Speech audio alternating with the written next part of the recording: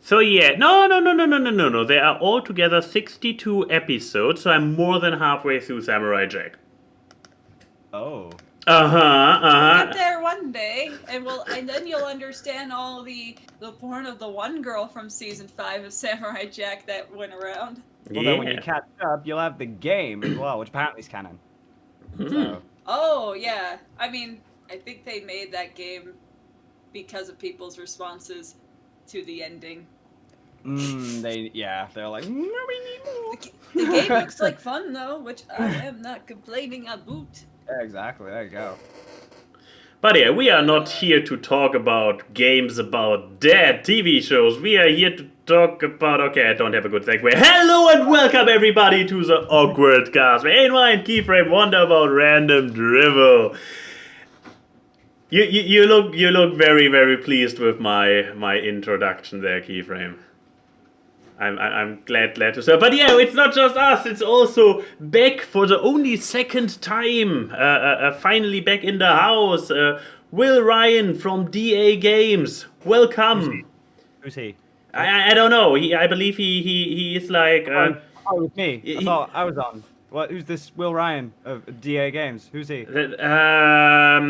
That's a good question. Right, I will look into it. However, you can still and he's gone.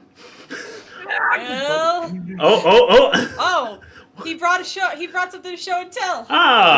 But we are not even in media yet. Aside from the alcohol halls. Yeah. But yeah, no. Since we are now completely confused who you might be, do please, dear stranger among us, do tell us and the audience who are you, what do you do, and why should people care? I sell bendy songs and bendy accessories. Okay, I go directly to the store page.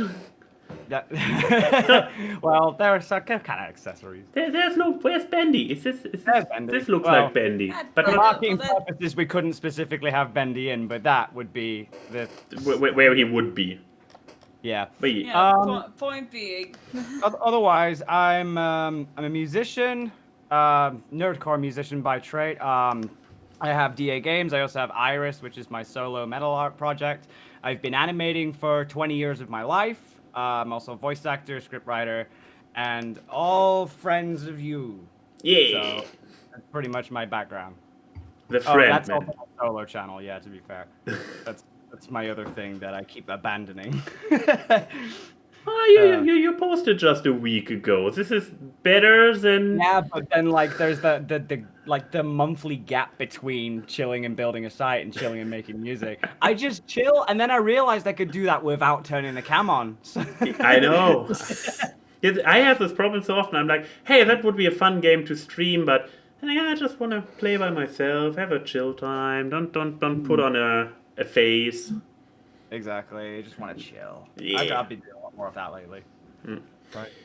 I barely play video games unless I'm streaming in front of people because, I work for a living. What? Yeah. I don't follow. Sort of as if you have to kind of combine both in a way to get. Yeah, exactly. I mean, exactly. I would not be able to play children's video games if I just was like, I'm gonna play this on my own time. Especially with some of the bullshit that takes place in children's video games, I wouldn't justify playing that on my own time. I don't like getting angry. Oh god, I mean, it's better being angry for content's sake, I suppose. Exactly. The audience is cynical. I always call them that, bastards. They are bastards. As a bastard myself, I can signify you are all bastards in your own special way. Absolute bastards. All their parents are not married? In some way of the heart, they are not fully unionized, so you're all bastards in your own special way. Put your makeup back on, dude. Put your snap cam away. Don't encourage him. He will buy it, and then I have to rein in the show more, and yet I will still be called the person with the chaotic energy. I'm taking off my makeup now. Yeah, you're happy now. So much better. So much better. Finally, no more fake on this show. besides that, Will, what have you been up to recently? What's it like in the U of K and in the life of Will Ryan? I've been wearing face masks.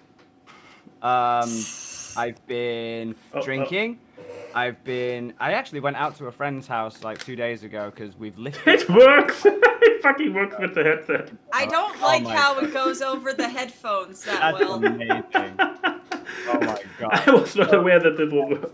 Sorry. Sorry. Prepared when speakers actually blur out the bacteria that we get from people. Just imagine that, you breathe into your microphone and you can smell it on the other end of the speakers. Yeah. That just seems like some kind of the 5G conspiracy nuts. They're like, if you put supersonic waves, it will blast the virus away from you. Everyone's gonna buy Bluetooth speakers, attach it like a fucking air aspirator under their chins or something. Don't.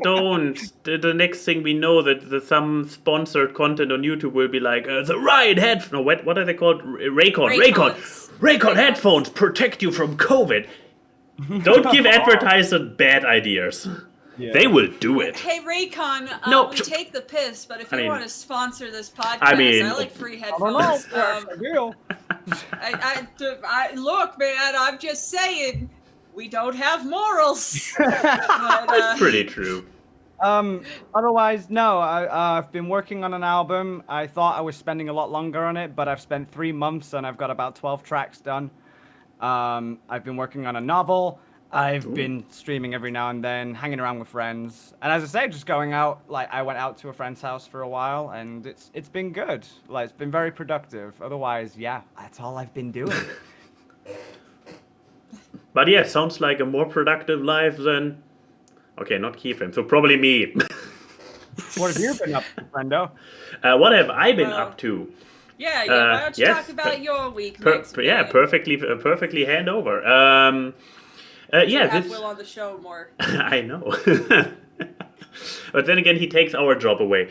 What have I been up to? Besides the use of doing the works, the personas, and what else do I even do?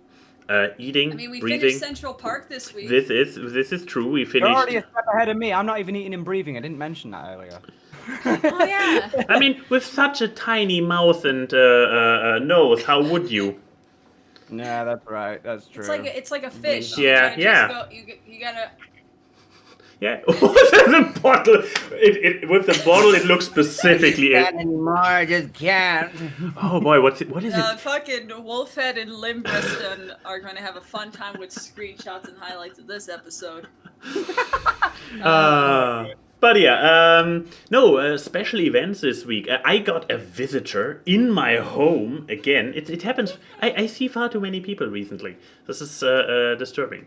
But Uli, who probably gets mentioned on this show once per year because he literally visits me once per year when he's in Berlin. He came by and we did our usual catch-up thing. He was there on Thursday. For once, not in the context of Berlinale, which is this big cinema movie thing which is usually going on. He actually was there for this. He actually was. Regular occurrence. Yeah, he actually was here for Berlinale in the beginning of the year. It was just before everything got closed. But we couldn't manage to meet each other. So actually pretty nice coincidence that he was again in Berlin for a week and we could manage to see each other. Nice. Caught up on stuff, the usual. No, just when I think of Berlin, because of Berlinale. Berlinale. Yeah. Here's the thing. Me and Lauren had a big research thing on like November, December of last year because we want to make short films. It was one of the Academy accredited film festivals we actually qualified to submit films to. Berlinale. Yes, and here's the thing about Academy accredited film festivals. If your short wins an award at that film festival, it gets put on the short list for the Oscars. I could have had an excuse to visit Berlin and maybe win an Oscar. 2020 sucks! Fair point. It really does. Next year, fuckers. But otherwise, how are you? I mean, if Max has anything else to say, I can move on. I do have more to say. Yeah, go ahead. But yeah, to finish off the thought on Uli, he is one of those friends you can literally speak to only once per year, and it feels like a direct continuation of before. He's a friend from high school, so in my case, since I'm old, we are talking like, oh boy, almost 20 years. Motherfucker. And so yeah, for almost 20 years, we have been friends. And we were good friends when I was still living in the same place before I moved to Berlin. And ever since I moved to Berlin, once per year, we just catch up and it feels as always. But yeah, we also had a second happening this week. So yesterday, we walked. I know. it's pretty hard time when this is a highlight of the week. No, the thing was, because being locked in a chat is getting to people, and Denim was like, movement.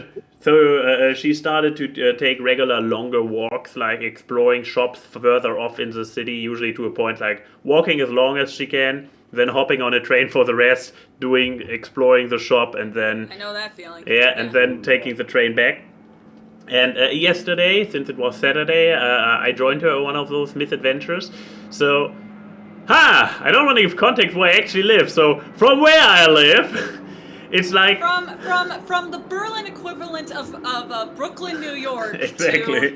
No, but what we did, like I live a little bit more towards the outskirts, and we were like, okay, we basically need to get to around the corner from where I work, and we were like, okay, let's walk as long as we can, and we walked all the way to Alexanderplatz, which is in center of Berlin, which was a nearly 2-hour walk. I mean, we did a little bit of a detour when we ran into some kind of, how would you describe it? Not really a farmer's market, because there was too much hipster shit that got sold.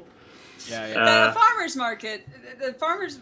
But hipsters market? Yeah, maybe hipsters market. I mean, Greenwich Village. Okay, still a farm. Trying to equate Berlin with New York as much as possible, because that's all I understand. According to Denim, still a farmer's market, even though they were selling... I don't know, hens hats, had a wine tasting stand, and one where they had... It's still a farmer's market. Japanese pancakes, authentic ones. That's still a farmer's market. Really? Farmer's market. The word farmer is a very big umbrella statement nowadays when it comes to those things. Because farmer's market is essentially like using Americanism. Yeah, it's essentially the food equivalent of a flea market swap meet, but instead of items, it's food. Okay, then, because we have those weekly markets in Germany where actually, like, primarily fresh groceries or good food gets sold. And in Birmingham, where we are, is like we only get those kind of stall kind of things in really rural areas and Christmas time in big areas. So we get like some form of we actually get a German market, quite a lot of the places. So we have like these weird exotic chocolates dipped in fruit and stuff as well. And then we have giant ale glasses with fucking alcohol. Christmas markets are the best though, man. I love the Christmas market. They're so good. Boy. I want Christmas to come now. Not for purely any other reason than it's, I just want to forget this year, but also the Christmas market. You get to drink mull wine and not be judged. Yes. Yeah, you get judged every other time. The same person stares at you in July, but will stare at you in December going. Yeah, I get it. Yeah. But yeah, fun adventures found this place. Still need to go back to this farmer's market, who only had just one quotation marks around it. Who had only one stall with actual fresh fruits or fresh produce. Where? Exactly. We also made the usual studies of, okay, let's see how the people treating the mask directions. I mean, for when we were walking in not too full public areas, we also took, at least, I kept it on because it also helps with allergies, funny enough. It's almost like it's summer, and and the COVID virus doesn't stop allergy. A Backstreet Boys reunion tour doesn't stop allergies. I need to look up the members of the Backstreet Boys so that way I can. Is it actually COVID? Do their initials What? literally spell COVID? Away from England. No. I mean, there are 5, and there are 5 letters in COVID, so I could imagine that. No Backstreet Boys! Not in this country! No. Their names are so boring. I mean, NSYNC and stuff has like, you know, like Joey Fatone and Lance Bass. But no, you got AJ, Howie, Nick, Kevin, and Brian. No wonder they're called the Backstreet Boys. Who wants to meet a pop star named Brian? Brian. Brian. My favorite's Kevin. Ooh. But yeah, you were saying mass. So yeah, it was okay-ish. I mean, not great, not consistent. I mean, on the for example, at the farmers market, we put them both on because we were going in a more crowded area with more static and not just passing by traffic where you could avoid each other properly. Not everybody were masked there. Later on the way back on the subway. Funny enough, the subway more in the city, you know, the one that's actually fuller, had more people wearing the under the nose or the chin guard. Oh, the dick nose? Yeah, mask? exactly, the dick nose. Oh, God. If you don't wear your undies like this. It's a Slipknot. But funny enough, it became better for the short rest of the trip from the city out here, and it's like, yeah, here it's actually not that. I mean, it's still necessary, sense, but though, doesn't it? Because when you're in the city, you have given up on it. The closer you get to a metropolitan area, the more capacity of stupid can be. That is true, and Berlin is definitively beyond the threshold of crazy and stupid. That you can control. So within the city there is madness, for good, for better, for worse. Bavaria glares at you. Bavaria's Munich. They have it. They have their own brand down there in Munich. I'm pretty sure. We have a friend named Ruby who lives in the Bavarian country, so we've heard plenty. The Ruby currently posting in the chat. Yeah. Hey, Ruby, hello. But yeah, this was mostly my highlight. I mean, for today I had planned to do some Ring Fit, and I eventually plan to in the near future make Ring Fit my media, but it was unfitting this week because this morning I was like sitting, having my morning coffee, standing up, and I'm like, oh, I feel the walk from yesterday. Legs. No Ring Fit, I did my exercise for this weekend already. Yeah.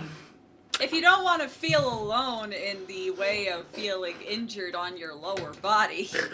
Oh boy, please do I had tell. my toenail ripped off this week. Do you feel obligated to bring the mood down during your segment? I mean, I'm drinking liquid honesty, so what it's else true. can I do? It's true. To that, liquid honesty brought to you by Ferrito. No, so what happened this week? So, hello everyone, your favorite wine aunt is here, wearing her shawl because she's somehow cold in California. That is so an aunt thing to do. It is! Speaking of which, there's the happy news. I'm a double aunt now. You're double aunt. You split your nephew in half? Yes, what's the Bible story where they try to cut the baby? Solomon the Wise. Yes, exactly. No. I'm not going to share an image of my nephew because I still don't know what my sister's views are on privacy with my family. I mean, all babies look the same. Every baby looks the same. Exactly, and they change very rapidly. So I mean, I have posted a picture of Jake on Twitter, but I waited a bit. He was at least 3 months old. But no, last month my oldest sister Danielle had her first son. So I am a double aunt to 2 nephews, and let me just say, fucking love this kid's name. Oh yeah. He's an olive-skinned little New York baby. Mm-hmm. Wearing a Yankees onesie, and his name is Giovanni. So fitting. When Jillian told me the name of Danielle's kid, I was smiling ear to ear, just like, Giovanni. oh my god, my Pretty cool nephew's name, going to be the leader of Team Rocket. Like, I'm just Yeah, so that's happy. it. Yeah, I was thinking, it's a pretty cool name. It's pretty It badass. is a cool name, Yeah. but now I feel bad for my oldest nephew. Because he's only like I think my oldest nephew is 5-6 months now. And No, he's 7 basically months now. the same type baby, also olive skin and everything. No. Oh. Here's the thing They're about always Jake. so cute when they're that size. Jake had a dad. Jake's dad is Irish, and as you can tell from your current example right here, you could have a lot of Sicilian, Puerto Rican, whatever blood in you, and if a little bit of Irish comes in, you're gonna be pale as a fucking Yeah, ghost. just that little tint, and there you go. Possibly A ginger. little tint of leprechaun goes a long way. It's like cinnamon or red. They're always. It reminds me of my kid when she was like yay big. But all I used to do whenever she would cry, I'd just look at her, just go, "Oh my god, look at you! You're so defenseless and useless, aren't you?" You're a great dad. I told her when she was like, I think I only told her 2 months ago when we were calling, and she laughed. So it's like, it's all good. Yeah, I just But love. no, little- like- yeah. Yeah, but how here's do the you thing, my sister. spell Giovanni? Because I see a lot of different interpretations going along. And Giovanni. Giovanni. Ah. It ends with an I. yeah, but because I Yeah, saw no- many different spellings going up in the chat. Vandemoose got it close. But no, the thing is that keep in mind, my half sisters are half Italian from my dad, and from their mom, half Puerto Rican. They're very tan. So that just proves the potency of Irish blood, I swear. But no, the thing is, my oldest nephew The is seed named is Jake strong. Jeffrey. Is Jake Jeffrey. So JJ. GG. So you have one named Giovanni and one named Jake. Someone was more creative.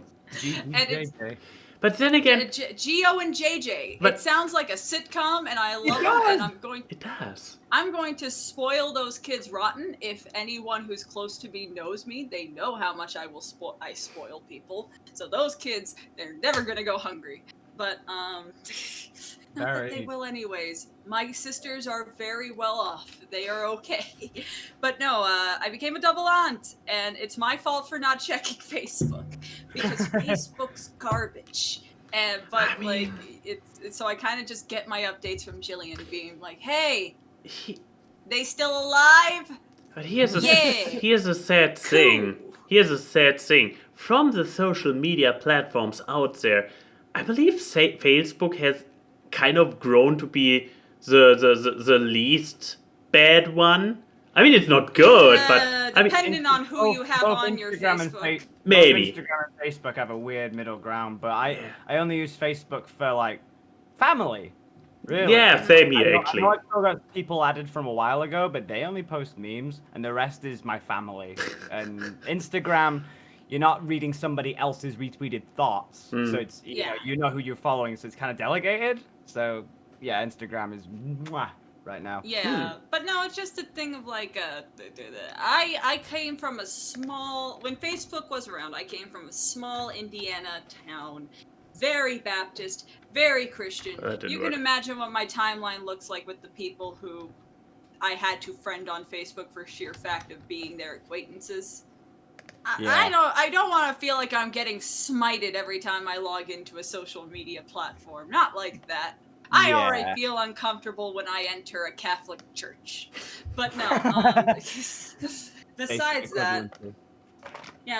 that, it's been working, it's been streaming. I actually have gotten back to doing painting streams. I found a setup that I could actually point my camera down and paint at my table. And that was really nice. It was very chill. Had coffee, painted Paradise. It was a lovely time.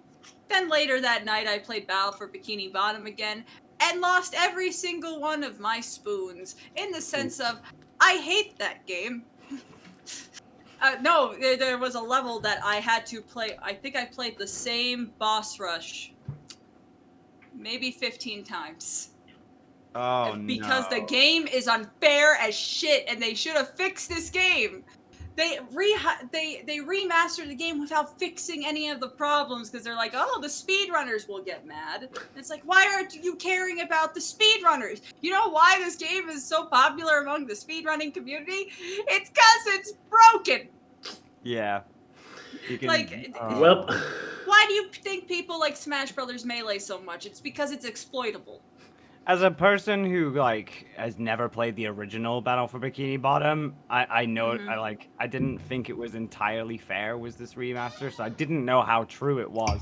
I wouldn't know honestly like the differences between, but hearing from everybody saying how broken the game was originally and how they've not only done nothing at all, but the end items that you get, like the achievements that you get at the end, are apparently so worthless in this new one.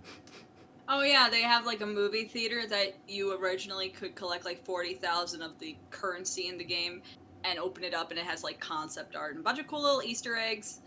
And now it's just now it's just screenshots from the game you already played. It's like credit sequence in a sitcom where it would be screenshots for the previous episode. That is droll. That is yeah, bad. exactly, Max. That's my thoughts. But no, I'm still playing it because it is fun to stream. It's a very streamable game of Rage.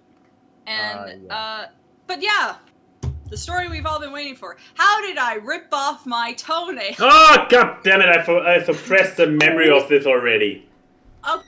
Okay, so to give context, I do a workout every day with the exception of 2 rest days with Lauren. I've been doing the Chloe Ting summer shred thing. It's going well. Yesterday I had to do it alone without Lauren because she had podcast stuff to do.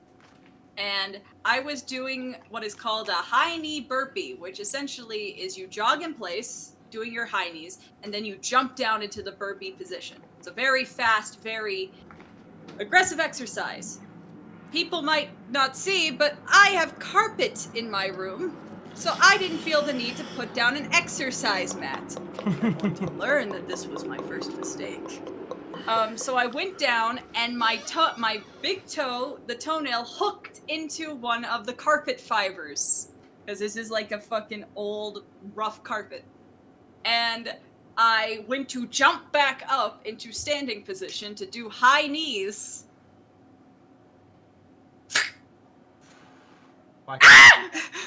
It's,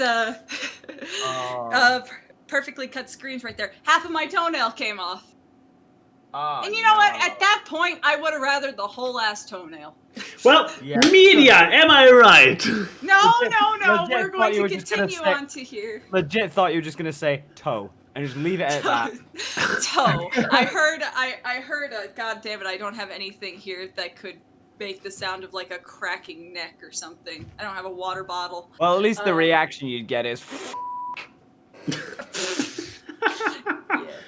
But no, so I have it all bandaged up and everything. I would show you guys the screaming face that I drew on my foot for Twitter images, but I don't want us to get banned off Twitch. Wait, oh yeah, because feet are such a problematic issue on Twitch. But maybe if it's a really tiny image. No, I actually got a glimpse at the thingamagigs of Twitch. Face? No, on Twitch. And what's up with the guidelines when they did some rehaul recently? And by now it's specifically designed to if it is about sexualizing it. And I am not sure if anybody could sexualize this. It's just so. Chris said this radiates a lot of cursed energy from the bandaged job of my foot, the screaming face, the fact Jenna Marbles' boyfriend is peeking through my 2 tootsies in the background on his Twitch stream, and that there's just one toenail that is lacking any nail polish because I have not repainted my toes in like 3 months. But like, that is what I felt when I this is a sequel of the foot that was on fucking Tomska's content episode. But no, that happened, and I've been taking it easy. Everyone's been giving me well wishes.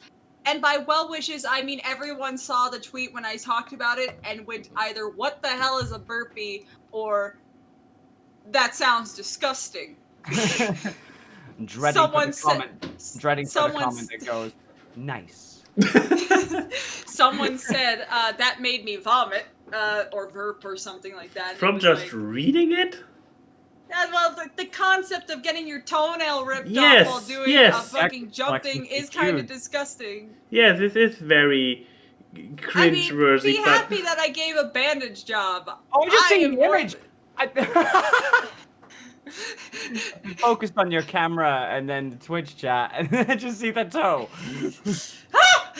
But no, that, by the way, I have not washed that face off. It is still on my foot. It is staring back at me right now.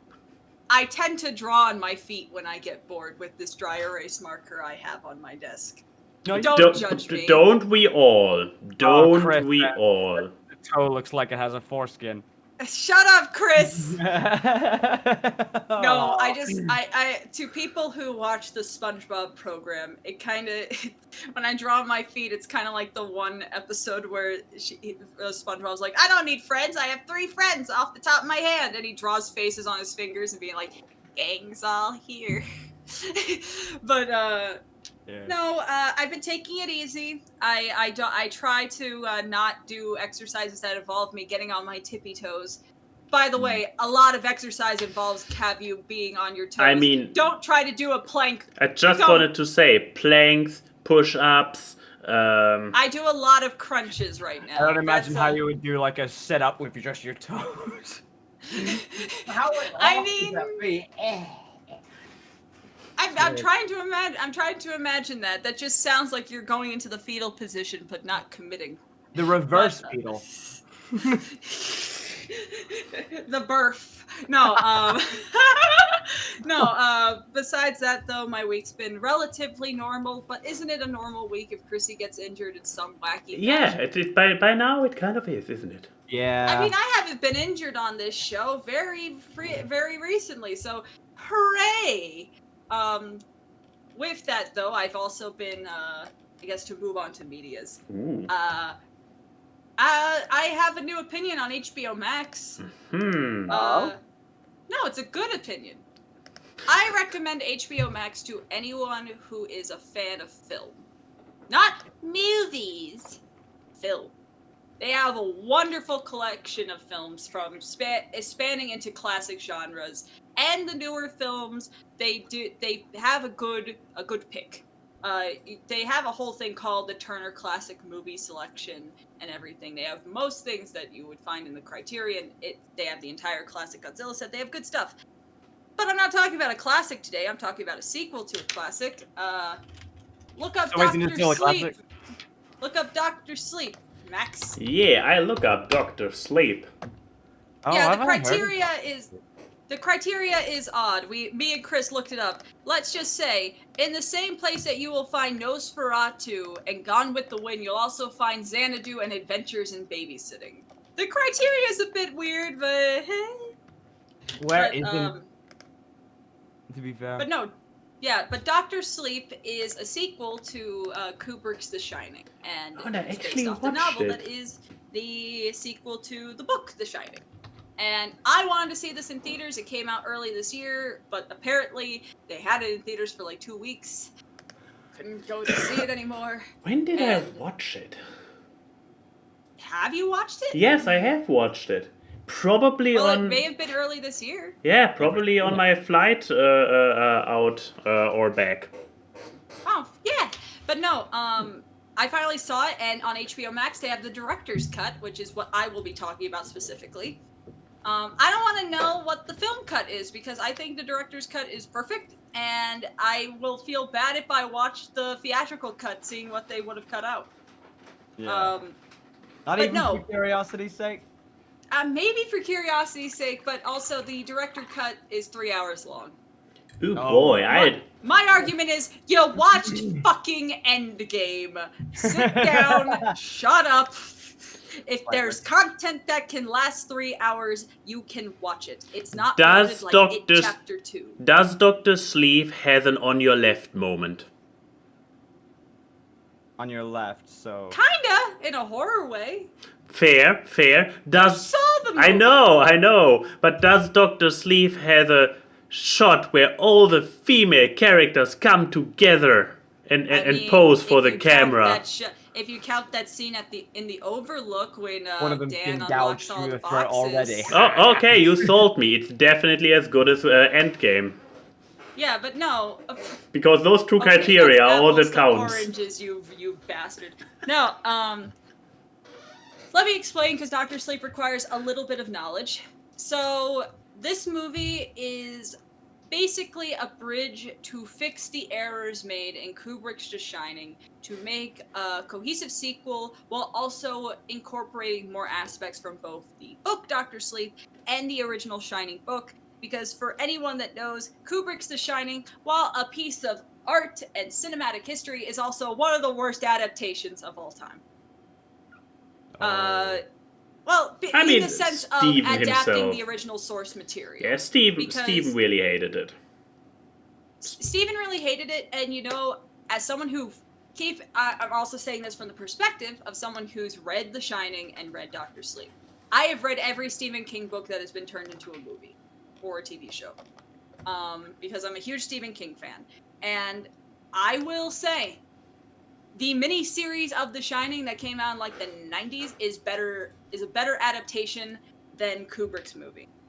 And mostly because of the presentation of Jack Torrance, because Jack Torrance in the Kubrick movie is crazy-ass Jack Nicholson. Meanwhile, in the book, it actually does present a well-meaning person who gives into demons and his inner demons with alcoholism, and you do sympathize with him. You don't sympathize with Jack Nicholson. Let's just be real here. But, you know, yeah. But Dr. Sleep, this movie, had a very arduous task of trying to bridge stuff from Kubrick while also being something respectful to Stephen King, and they do a fantastic job. What is it about? So this movie takes place in the future around 2011, and the future. And Dan Torrance, Doc, in the kid in The Shining, is now all grown up, played by Ian McGregor, who is fantastic. And he went down on his luck, became an alcoholic, and then he sober ups, moves to New Hampshire, all this kind of stuff. He still has The Shining, and he uses it when he's working in a hospice to comfort people as they are dying, and that's why he's called Dr. Sleep. That's the title of the movie. I didn't fucking watch a lot of this stuff. Like, I keep It's a hearing good about movie. like the Criterion Collection and stuff, but like, hey, you say that HBO Max has a lot of Criterion Collection stuff on it. Yeah. We don't have HBO Max, so like, how would a UK person be able to view this?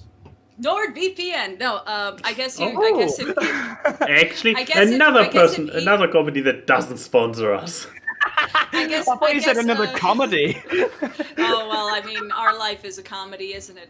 No, I don't know. Get Inu or Chris to like watch it with you or something. But no, either way, this movie introduces the idea of other people with The Shining and what, you know, evil can come of it. So there is a cult called True Knot that basically finds innocents, aka kids, who have The Shining, and kill them to absorb their shining and eat it so they can be immortal. Yes. It's terrifying. As one does. But, and you know, there What do you is think a how I girl keep my that, looks? there's a little girl named Abra who connects with Dan, who has a very strong shining, stronger than Dan's. And the cult's going for her, and they basically have to stop them. Anything else that I say goes into spoiler territory, and I don't feel like going into spoilers, especially since it seems like Will wants to watch the movie. So what do I think of it? I think it is fantastic. I was very fearful of seeing the runtime of this movie after the trips that are Pet Sematary and It Chapter 2, because those movies are bloated as fuck.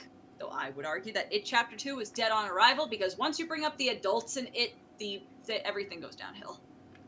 There's a reason why the original one was interconnected between the two timelines. Exactly. But Ian McGregor does a fantastic performance of Doc. But Ian McGregor can read me the phone book, and I would think it's an Oscar-worthy performance, so maybe I'm biased. But the other actors are really good. Very surprisingly good child actress for Abra. She was good. and it's a very hard task with a Stephen King movie because unless you're It or Stand By Me, Stephen does sometimes have trouble writing believable children's dialogue when the children's have supernatural powers. Because that's been a thing in Stan, that's a thing in The Shining. That is something The Shining is kind of incapable of. Doc's original dialogue was a bit weird. But they do a good job. And the villains are... The main villain girl, Rose the Hat, is fucking terrifying. And I don't like her. I just don't like the concept of someone going into my head. Like, because they present the thought that going into someone's head is like going into a library. And it's... You get a fragment of that on Twitter anyway. Exactly. But, so imagine the scares of a full film. Actually, there's a question I had because there was an indie film. I don't know if I can call it a cult film, and this is where I want clarification. Is me and the lads went to go see a film called Midsummer. Do you know what that is? Yes, I've seen Midsummer. It's good, but like I would say that is kind of in that gray area between mainstream and indie because I don't think it got a wide release in certain cinemas. But it really didn't. It was so hard to get a viewing, but I just remember watching it. I think that's the only thing I've seen that's sort of like independent / mainstream cult. That fellow here. Yeah, but yeah, that's the one. Oh my god, it was such a tragedy.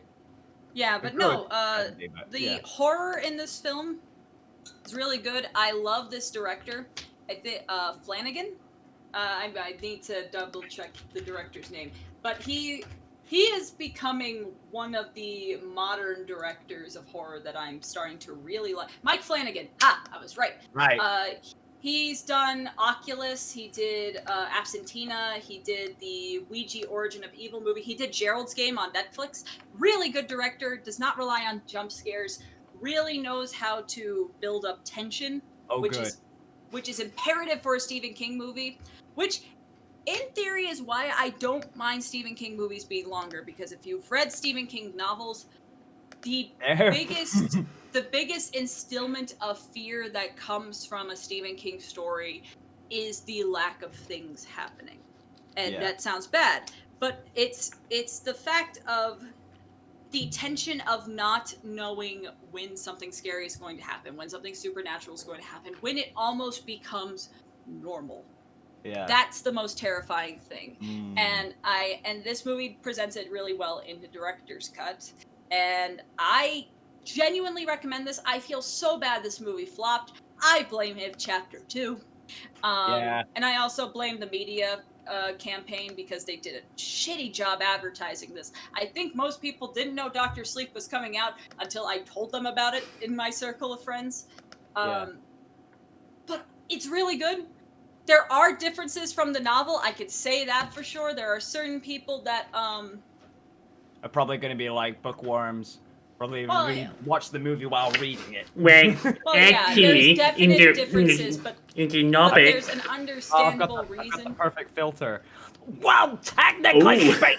Oh my God, it has glasses. Nice. But no, the reason why there are some very big differences. There's some very big differences from the book Dr. Sleep is because it also has to bridge between Kubrick's movies. So there's certain things like, this isn't a spoiler, unless you think that a spoiler for a book that came out in the 70s is a spoiler. And you're real. I heard spoiler. Fine. In the original book, the Overlook burns down at the end of the book. And so by the time of Dr. Sleep, it's a campground. See, I didn't hear the spoiler. You're gonna have to say that again because I was so the fucking filter changed. That was the spoiler. How that too much? No, but at the end of Kubrick's The Shining, if you've seen it, they don't have the. Yeah, at the end of Kubrick's The Shining, the hotel does not go on fire because Jack doesn't burn in the fire. He freezes outside. And so the Overlook Hotel is still around. I'm just going to leave that there. It actually is. I saw it in real life. From the distance. No, I was in this I know, hotel. I know. I'm just saying like, haha. But no, nice. I will. The last thing I'm going to say is the people that they cast to play the past versions of the characters. They didn't do like digital recreations of like, Shelley Duvall and Jack Nicholson and all that stuff to play past characters. They actually did cast new people, and they did a fantastic job of doing their own interpretations without seeming like impersonators. The person they got to be Jack Nicholson's character, I'm not saying when Jack Nicholson pops up and all that, it's a horror movie, you can expect apparitions, is the kid who played Elliot in E.T. the Extraterrestrial. Time out, what? Yes! It's fucking... People have seen... Wait, Grown Up? Yes, Grown Up. Yes, Grown Up. Wow. And he looks and sounds exactly like Jack Nicholson. And it's fucking creepy. I mean... Is he still alive? Yes, he's still alive. He's only like 50. It could work. It works. Yeah, but I showed it to Chris last night because I was watching it, and I went into the Discord call. Chris is by himself playing Sly Cooper 2. And I was like, Chris, Elliot from E.T. is in Dr. Sleep. What? And I screen share, and he's like, fuck off. That's Elliot. I was like, yeah, that's Elliot. Yeah. But he did a fantastic job. But people who wouldn't like the movie, if you don't like slow-moving movies, if you don't like methodical movies... Well, there's a cinema cut. Yeah. Well, I mean, even then, the cinema cut's like 2 hours and 40 minutes. But if you don't like... Because slow movies has a negative connotation. If you don't like methodical movies that are based around the concept of tension, I would argue if you don't like Get Out, you may not like this movie because Get Out has that similar format of tension and a lot of calm before the storm. Yeah. I don't think you need to know the story of the Shining to get into it. But it really, really rides on tension and suspension. Yes. I don't think you need to do your homework in the way it's not like Endgame. You don't exactly need to do your homework to enjoy the movie, because I haven't seen the Kubrick Shining movie in maybe like 13 years. Well, that actually was a question, especially with Dr. Sleep. Sophie actually asked, because we were planning on watching some stuff. Do you need to watch The Shining before watching Dr. Sleep? I feel like you don't have to, but it's a good supplement to the experience. They give you enough information from the original to understand it. It'd probably be worth watching. It's worth watching. Well, yeah. And also, it's a fucking Stanley Kubrick movie. It's worth watching anyways. But and also, if you don't like horror, there's not a lot of gore. The moments that there are, it is kind of like, ooh, that's a practical effect blood, not CGI blood. There's child murder in this movie. I'm just gonna state it there. If that's a turn off for you, then maybe don't watch it. If that's a turn on for you, then definitely watch it. If this is a turn on for you, maybe stop watching anything and turn yourself in. Thank you very much. One of the people in Rose's cult. But, I really recommend this movie. I wish I saw it in theaters because the cinematography is great. It would have looked great on the big screen. Watch the director's cut if you can. If you have HBO Max or someone who has it, watch the director's cut. I feel like that elevates the experience. If you have 3 hours to kill, we're inside. Don't lie and say you don't.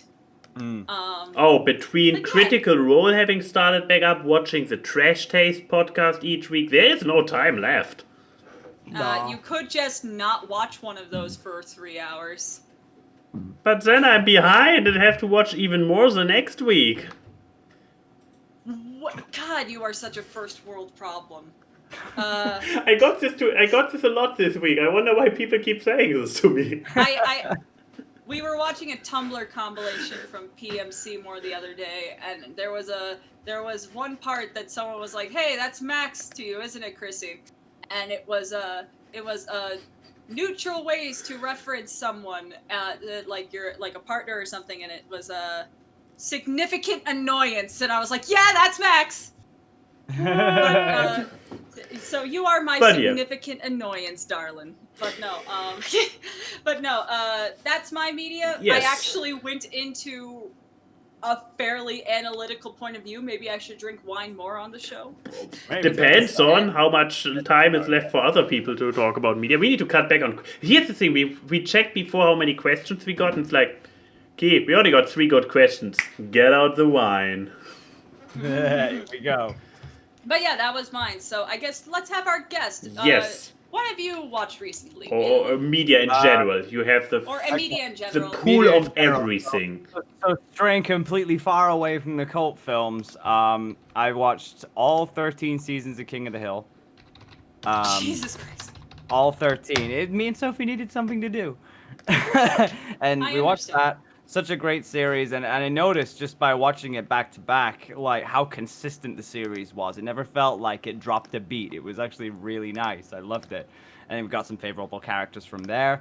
We've recently watched the Mickey Mouse shorts, like at least one. Give me We're time on- to catch up. There it is. There it is. There's King Lightning of the round. Hill.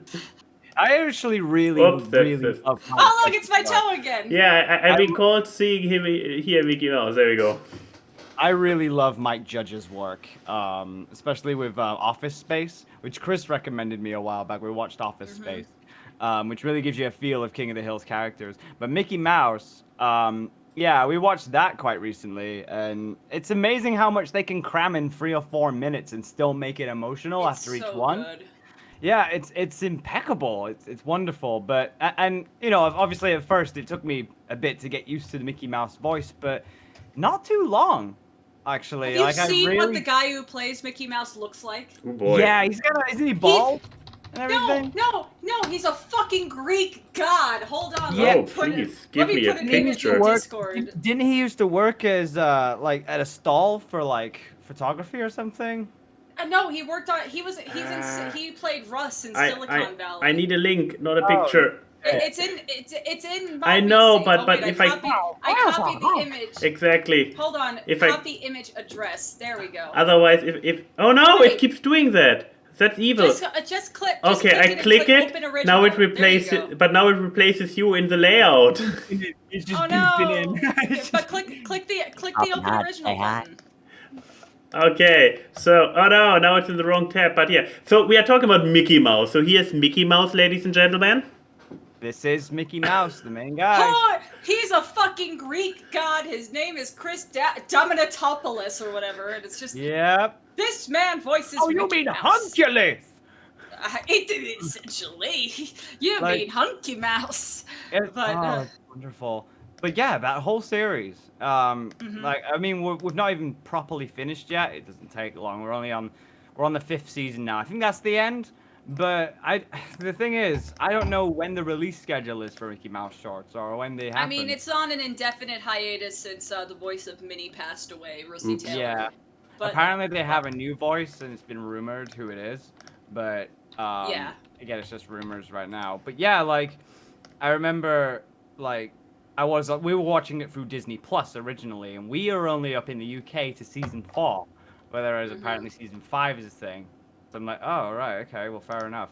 Watch that. We tried House of Mouse. I personally love House of Mouse. Absolutely love it. I'll constantly do it. But Sophie didn't have much of a good time, like really getting into it, because I think the thing is we transitioned from King of the Hill at that point. It's a totally different dynamic. That like. Oh yeah, House but- of Mouse definitely has a meta dynamic to it, because the whole plot of House of Mouse is that Mickey hosts a nightclub and all characters from Snow White to the most recent thing of that era, which I think was maybe Emperor's New Groove, just come to the nightclub to hang out. Yeah. Actually, Netro says Goofy's looking strange in this version. Like, yeah, he does look a little, I would say different, not worse. He's meant to better, look but like the. he's meant to look like the rubber hose. Yeah, the rubber hose version of Goofy. Yeah, Which each looked cast dirty. looked like the originals, which had that real dog look to him, and and even then, yeah, a different contrast from what I'm used to. I mean, the last time I saw Goofy was Kingdom Hearts, so his more modern look. So like transitioning from it, the first episodes were like, all right, okay, fair enough. But it was so easy to get into it. 'Cause it's still Bill Farmer. I mean, we love Bill Farmer, who's freaking Goofy, who's been the most notorious Goofy for a long time. We stand Goofy in this household. The I best don't know dad. I don't know if it's one of these things that people do, but when you recognize a voice actor or something in a particular show, you just go, wait, it's him. I didn't realize Tom Kenny was gonna show up in Disney. And it was like, oh shit, he's the moon. He's the moon. It's so funny, and it was great. But yeah, as far as media goes, we watched that. We watched two really sort of like, we watched the Truman Show. The Truman Show is a classic. Yeah, I love the Truman Show. For anybody who hasn't watched the Truman Show, it's about a guy who is being like, basically cameras are all around him. It's his show, it's his life, and he's trapped in this dome. But he doesn't know, and he's living his normal life, and it's kind of like a show for reality in the real world. And it's up to later. I don't want to spoil anything if anybody hasn't watched it, but there's a lot of twists and turns that happen. It's worth a watch. But then, because we watched the Truman Show, obviously we love Jim Carrey. You're putting Max through hell right now of having to constantly be like, oh yeah. I got scolded for doing multiple medias in the past. When you explore my medium, there's a lot of stuff I've watched that I didn't think I'd start watching shows, because since being content creators, we hardly have time. But because of taking the sabbatical on DAGames, it's like, you know what? Actually, let's open up Netflix or Amazon Prime and just be like, yeah, let's see some stuff. And we watched a lot of Jim Carrey shows or movies. And because we watched the Truman Show, we watched Will Ferrell's equivalent. Which I can't remember the name of, but it's about when Will Ferrell has a narrator in his head, etc. I know which one you're talking about, but Stranger Than Fiction. Yeah. Like the premise is like he goes around, there's his narrator in his voice, but it's a duality kind of thing. It's really cool. So we've been watching that as well, and both Jim Carrey and Will Ferrell are like some of my favorite American improv actors. They're just wonderful. But other than that, I suppose we'd just be Ricky Gervais's Afterlife. I would recommend watching that. It's on Netflix all around. It's wonderful. And that's it. That's it. That's it. Yeah.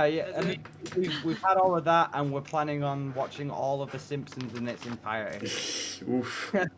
Woo, I hope. What do you have? 30 years we gotta spend on this relationship somehow. We gotta have something. As soon as there's the last episode of The Simpsons. Because we want to get to that point where it's like, we may be on our thin ice, we may be on a thick end, but The Simpsons is only on 15th season. We can pile through this. Fuck marriage counseling. That's the way that you save a relationship. It's like, look, just let me pick one show. And if you still don't love me by the end of the show, we can go our separate ways. Fine. What show do you pick? Simpsons. No brainer. No, exactly. That's the way that's healthy. But no, wow, you gave us a lot of medias. Indeed. Yeah, a lot of medias.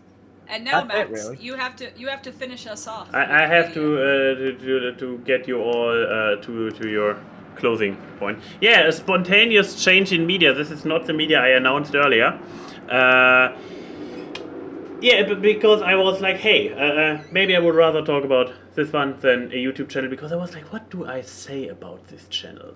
So yeah, maybe I will get there. You've been talking about YouTube channels a lot recently. Exactly. One more reason to talk about Scissor 7, where I have the feeling that it's an underrated show in the regards that I don't hear anybody ever talking about it. I mean, Mau Mau also, people, go out there, watch Mau Mau. Fantastic show. Mau Mau. How many episodes so far?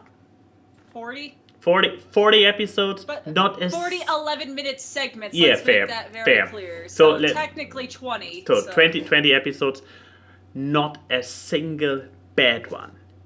Every single one good. Watch Mau Mau. But on a similar notice, watch also Scissor 7. It's I want to get the word out there because it's a fantastic show. It's probably not as generally applicable as Mau Mau. I would say if you do not like Mau Mau, you do not human well. But you give us your person card. Exactly. Box. I mean, I guess if you are completely anti-furry characters, because in Mau Mau everybody's anthropomorphic, right? No, there are no humans whatsoever.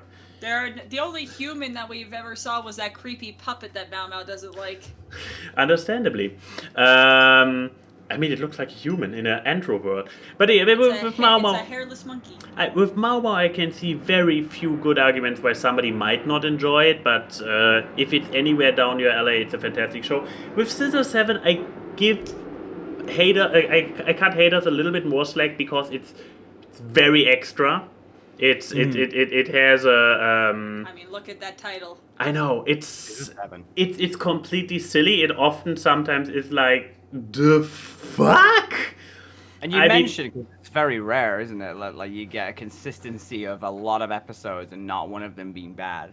I mean, yeah. Once again, with Scissor 7, I would say the style might set people off, and then they will be like, "Oh, not a single episode is good. They're all horrible." And I'm like, "Well, you just don't have taste. The necessary level, the necessary form of taste, at least."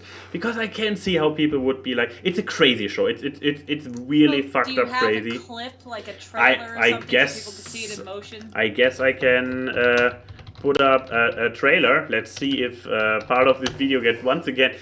I love it when or YouTube does the entire blocking shit thing. Oh, I believe the trailer is just the opening of the show, which is very misleading, actually.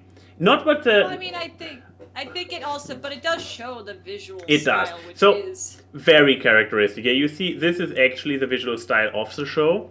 It is about, there is 7. He's a little bit weird, as you might be able to tell, and his mentor and best friend is a chicken.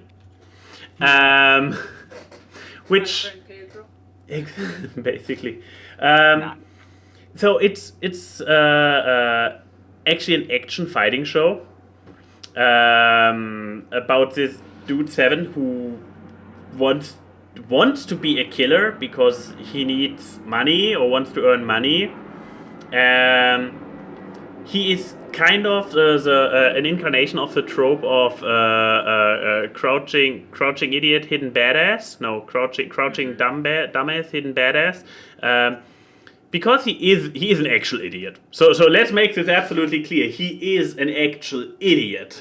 Oh, yes. But he has weird psychic powers. He can control his scissors, as you can see there in the imagery. He psychically controls his scissors and can then make fly around it. Well, hit himself. Oh, the show doesn't scare away from blood. It's very Chinese, and I mean that in the nicest way because this is a Chinese anime. Yes. It's not a Japanese one, so the humor does have a bit of a tilt. So. Yeah. And it has a mixture of dry humor, of this turn away, of this kind of cutaway, not cutaway humor, this turn away humor. Well, it is on Netflix, so there is a usual, like, if you have Netflix, you don't have any excuse to not check it out.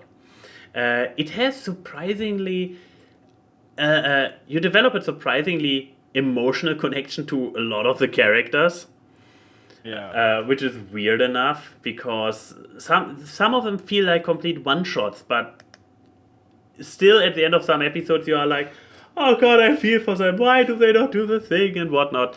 And it's bad when you find a dumbass you care about. Exactly, and that goes back to the thing that Keyframe already mentioned. It's not an anime. It feels very different. It has a very different energy from it, and for that alone, I would recommend checking it out, because it is not a typical Western cartoon. It has not the Western cartoon energy. It also does not have an anime energy. So it automatically has something a different feel to it, which is nice if you want to experience something new.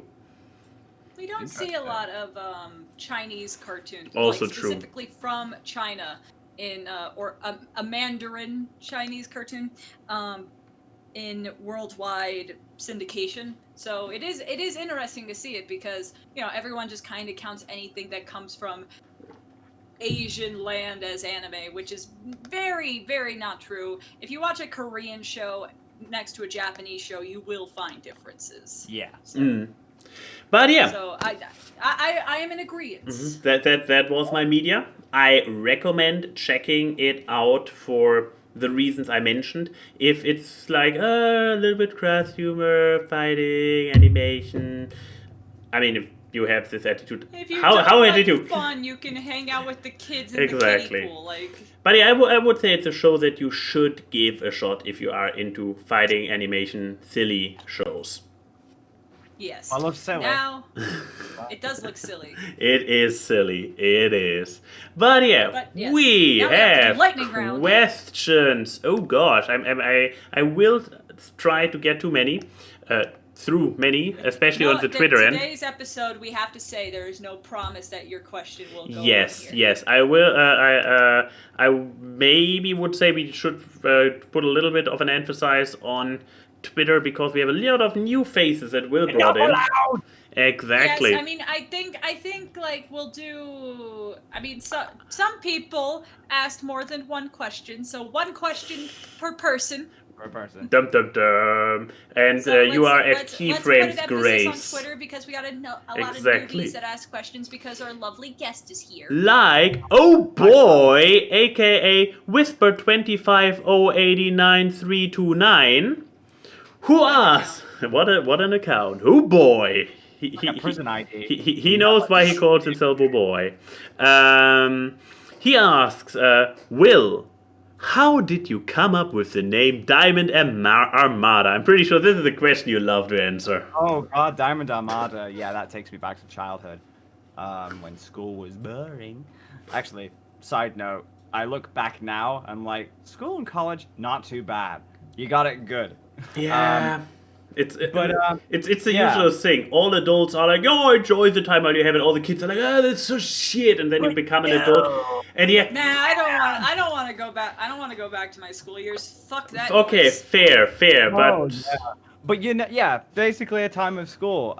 We had geography class and history class. So geography, we learned about the different types of rocks that formate our world. So we had an actual diamond that we got to hold and everything, which was really nice. And now every time I didn't remember my homework assignments, I had to draw what I was doing in my lesson on top of the book for some reason because I just couldn't remember. So I drew a weird fucking diamond shape on my geography book. And in history, we learned about the Spanish Armada at that point, and I just drew a ship or something just to remember. And I came home one day, and my mom, because this is at a point where I'm still kind of learning how to do stop motion camera, doing like slight little animation on the sly, and I was always a messy kid as well. So my mom and dad would always be like, clean your room, and I would always get really pent up for some reason because I was like, I'm missing Sonic X. Or like at the very end of the cycle, that would be the case because it didn't release till like late 2000, did it? Like or early 2000s? I can't remember. But basically, what again? Sonic X. When did that release? Sonic X was early 2000s. Yeah, it was early 2000s, but I remember spotting it beforehand because CITV is a channel station in England, and we'd have people like Ant and Dec, which is our equivalent to Old Age Laurel and Hardy, but modern British humor. So we had Ant and Dec on, and I'd be like, oh, I'm missing it. So I go upstairs, I threw my bag on the bed, and the geography and history book came down, and I was looking for a name already, and they fell down in some form of freak accident. They fell down together. There's the diamond, there's the Spanish Armada, and at first I was just thinking Spanish diamond. And I'm just like, no, because I'm not Spanish. People are gonna get a weird thing about it. So yeah, Diamond Armada came to be. It was just like, oh, I've got a weird name, Diamond Armada. And then it took me through to 2008 where I opened up my first YouTube channel because fucking everybody said they were not gonna do YouTube because on Newgrounds, you know, when we were all on Newgrounds. Everybody on the animator spectrum was like, we're not going to YouTube because they don't support HD and we don't get monetization like Newgrounds does. As soon as they implemented it, they were just like, you know what? Yeah, we're going to do that. And like in 2010, I had my kid. So this was around the transition where it was happening. I had my kid and I decided between working on cartoons or being a father. Naturally, I chose being a father. And for a whole year, I stepped away from it thinking, where the fuck has everyone gone? And they all went to YouTube like they said they wouldn't. And then it's like, but animation seems to be really hard to get out. and they were like, "Oh, it's all about Let's Plays now." I'm like, "What? What? So What's a it's like going Let's over to your Play? friend's house, except you're not at your friend's house. So this is a situation where we'd all be inside, and we weren't allowed outside. So I already thought about the pandemic beforehand. No, not bad, not bad. I already thought about that idea. I'm like, oh yeah, Let's Plays. So we did that for a bit, and then I just remember being at a point where every time I try to tell somebody, "Oh, what's your YouTube channel?" and I'd just be like, "Diamond Armada." Excuse me, what? How do you spell that? Like And I a realized diamond. that was always good. Yeah, but the discussion of it always felt very draining, and at that point they're probably like, "Oh, I'll just find you later." But a good advertising point was like, what if I just make an acronym for it? DAGames. DA. So I made, Done. originally it was DA Online, because it was just like cartoons in the beginning. And then I was like, well, we're doing Let's Plays now, so we're just going to call it DAGames. That sub-series was just going to be called DAGames, because the rest of it was DA Online. And then FNAF came along. And then when I thought it would look like a piece of shit from the poster, I got my first jump scare, and it changed my life forever. And that's And- when DA Okay, ended up Hugh. becoming not Jesus. just a sub-series, Like- but our like- name. Like PewDiePie ages ago with Slenderman, you with FNAF. Yeah, I with also tried playing FNAF. Slender before. I played Slender as well. Like I did that, Amnesia, Alien Isolation, even with anything that was big. But FNAF took the cake, and I didn't realize how popular it would be. And then it just ended up skyrocketing, and now there's fucking 11 books. But But Yeah. Keyframe, People read those but books, Keyframe so I already don't know. talked about the FNAF books as a media on this show in a past episode. there's like 10 One of fucking them. books now. It's One of them. And I swear, Yeah. my good friend Darko, he does a lot of the FNAF book, like analysis videos and stuff, and sometimes reads it out. There's a new picture of a book every week. And you're complaining Ow. J.K. Rowling had like 7 books. Scott is making 10 here. And not Scott in- is a busy man, and he doesn't have anything better to do. That's what you're gonna give We- kudos for. To be fair, though, he like manages to do that shit really well. Why? Yeah. But yeah, Now, yeah, luckily- that's where DAGames came from, and all that skyrocketing later. Yeah, but Diamond Armada, just a bunch of Just- school stuff. two Just a bunch of school schoolboy. stuff. Luckily, a lot of Discord questions were garbage this week. Wow. So we did hard time picking stuff. Way to shit on our regulars. Okay, well, no, it's just the thing of these are questions we've answered before, or you know, there's not a lot to talk about, blah, blah, blah. But no, okay, so here's one that's not garbage. This is a would you rather from Furious Quarantine. Once this whole pandemic is over, which would you rather go to? Camping in the wilderness or going into the city? Going into the city. But For me, if I'm going to adapt, especially with my immune system, it's the best place to go. That's for me anyway, because I don't want to feel. Because knowing me, life won't stop, and like I know there's a guilty pleasure for me. I want to like go up to somebody and try and hug them and see who's gonna go. Eh. Just to Well, see I mean, what some goes people on. may go, hey, because there's a weird, tall, blonde guy trying to hug him. Ah! Funny part. Hooray!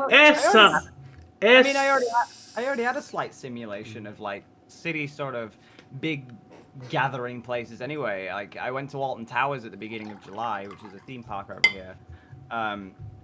By the way, they were all very irresponsible. Me and Chloe had a face mask on and everything. We were going there, it was all fine.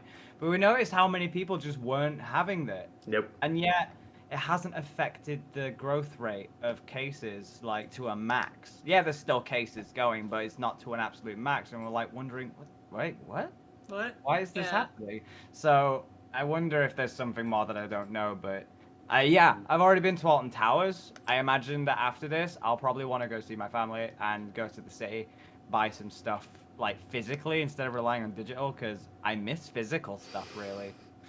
Like, I just missed a lot of, like, the game cases that you would get. I don't know, you can get it from Amazon, but there was a joy of, like, waiting in the queue in Yeah. England. But So. I know that I've stated to like Max and people a lot that I want to go skiing and that basically involves, I guess, going out into the wilderness, even though it's kind of like a little township, not a city, but it ain't the middle of nowhere. Is it outside or inside? What, skiing? Yeah, I mean, since it's in California, I would expect that it's one of those inside holes. The place I showed you on was Lake Tahoe, which is up in Nevada. So it's just kind of like a campground thing. That sounds even hotter. Huh? That sounds even hotter. Nevada is a desert. It's North Nevada, so it's actually snowy. No. You see how states work is you have one climate and one everything is the same within the fact of visiting Colorado, that's not true. I saw that picture of just like spring grass and snow. You know Colorado. That's not true. but no, I guess that. I mean, I live by Los Angeles, and when I usually have people like Max or when I go see Lauren, we go to city things. We go to amusement parks and all that stuff. So I think the thing is, I just want to do something different because I've been stuck inside my house so long. And for that is going skiing, which I literally have not done since I've been 6 years old. So, I guess I'll say wilderness. Even so, it sounds like a very... Or because I don't know what to qualify Lake Tahoe. Yeah, I just wanted to say, it sounds like a very civilized wilderness. And this is actually where I'm like, how is this even... I mean, But it's not a city. It's not categorized as a city. That's true. It's like answer 3 that was not provided. Because if it's between city and camping... and camping out in the wilderness... You can go out and camp in the wilderness right now.